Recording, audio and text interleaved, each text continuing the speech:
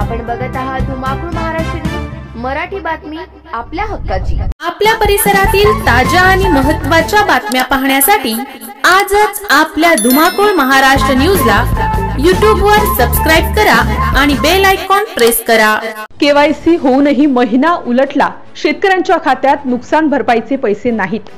रिसोड तालुक्यातील रिठद सर्कल मधील गावासह तालुक्यातील शेतकऱ्यांची केवायसी झालेली आहे। शेतकऱ्यांचे पैसे लवकर जमा होण्यासाठी शेतकऱ्यांनी लवकरात लवकर केवायसी करावी, यासाठी शासनाने दिंडोरा पीठत प्रशासनातील अधिकाऱ्यांना सांगितले।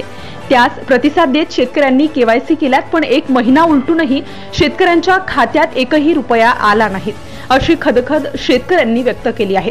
2023 मध्ये कधी अतिवृष्टी तर कधी पावसाने दांडी मारली, त्यामुळे शेतकऱ्यांचे प्रचंड नुकसान झाले। रब्बी हंगामाचा हरभरा पिकाच्या वेळेस निसर्गामध्ये अचानक बदल झाल्याने पेरलेला हरभरा पिकावर रोटावेटर फिरवावा लागला, त्यामुळे केलेला खर्चही वाया गेला व परत गव्हासाठी शेत तयार करून गहू पेरावा लागला।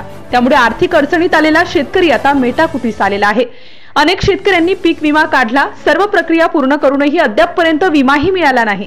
कृषी सहाय्यक, ग्रामसेवक, तलाठी यांनी शेतकऱ्याच्या बांधावर जाऊन पंचनामे केले, पण अद्यापही त्याबाबतची मदत मिळत नसल्याने शेतकरी शासनावर व प्रशासनावर नाराज आहे। तर केवायसी केलेल्या सर्व शेतकऱ्यांच्या खात्यात रक्कम टाकण्यात यावी व अग्रिम पीक विमा सुद्धा देण्यात यावा, अशी रास्त मागणी रिठद येथील शेतकरी चंद्रकांत पाटील बोरकर यांनी केली आहे। वाशिम जिल्हाधिकारी, उपविभागीय दंडाधिकारी, तालुका दंडाधिकारी यांनी शेतकऱ्यांच्या अडचणीकडे लक्ष देऊन मदत होईल अशी मागणी केलेली आहे। रिसोड तालुका प्रतिनिधी नारायणराव आरू पाटील।